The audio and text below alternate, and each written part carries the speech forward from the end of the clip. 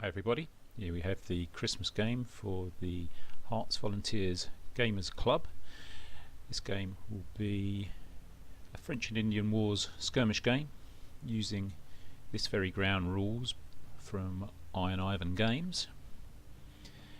Here we can see the initial setup, some homesteaders and some French allied Indians advancing up through the woods, and some British provincials that are taking up position in a blockhouse, and some more British provincials in a prepared position with some fixed artillery. We've got some French regulars and some French militia all advancing on the British position. The objective of the game for the French is to attack and burn down 2 homesteads and take the blockhouse to win the game in its entirety. If they get just 2 of the objectives, it will be a minor victory, and for the British to win they've got to hold on to all of the objectives.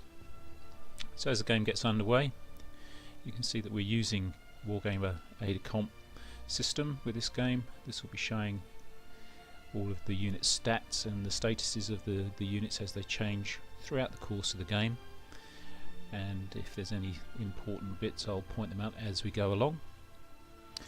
And we can see the game gets underway with the French advancing, and some British Rangers are moving across to reinforce the homesteaders, who are pretty much on their own at the moment on the left flank of the British position.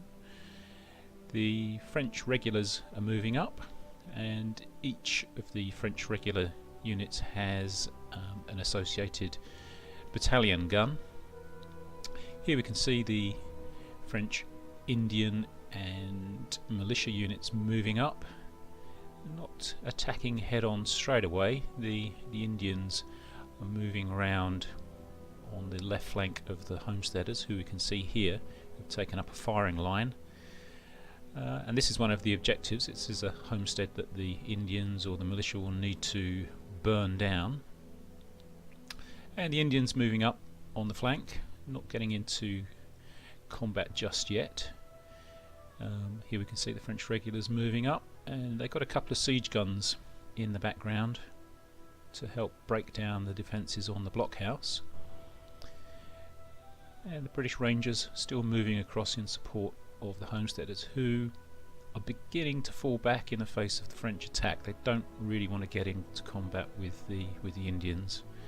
They won't survive too long in hand-to-hand combat with them.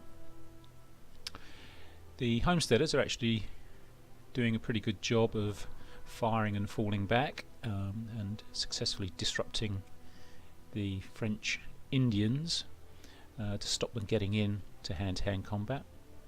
Here we can see the British prepared position with the only piece of artillery that they have.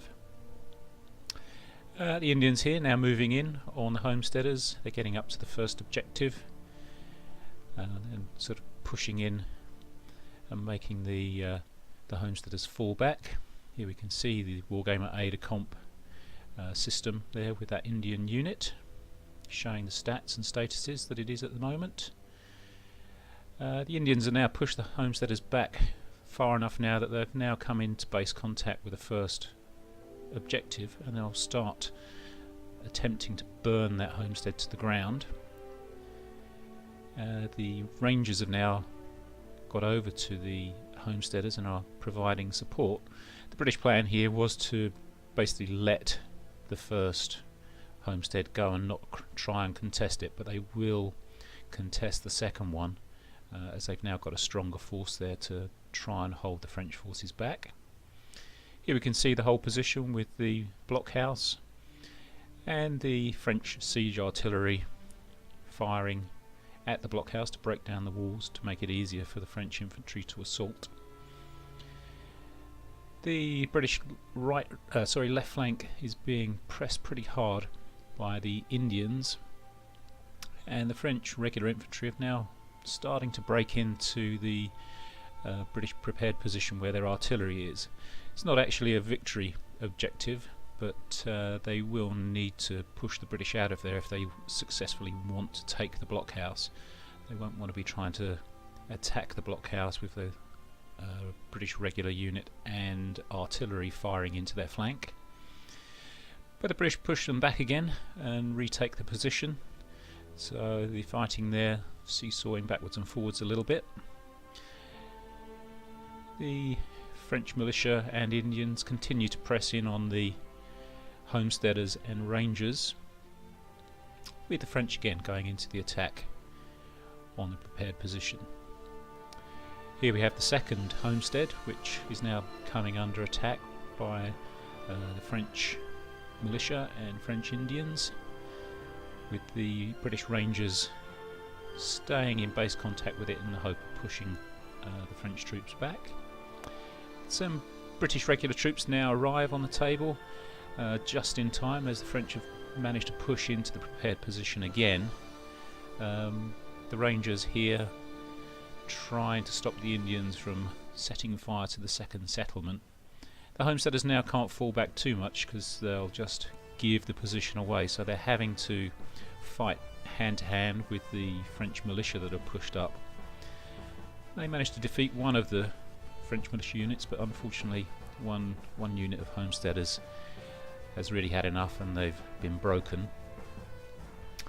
British regulars moving up, trying to get the prepared position back, which they move up into. They successfully push the French regulars back out, but the battle is beginning to turn in the way of the French. They're sort of pushing in on all sides. The homesteaders and the Rangers can't really hold on to the homestead there, and the French are now beginning to burn the second one to the ground, so it's really going to be a matter of whether they can hang on to the blockhouse long enough to win the game, or at least have a draw.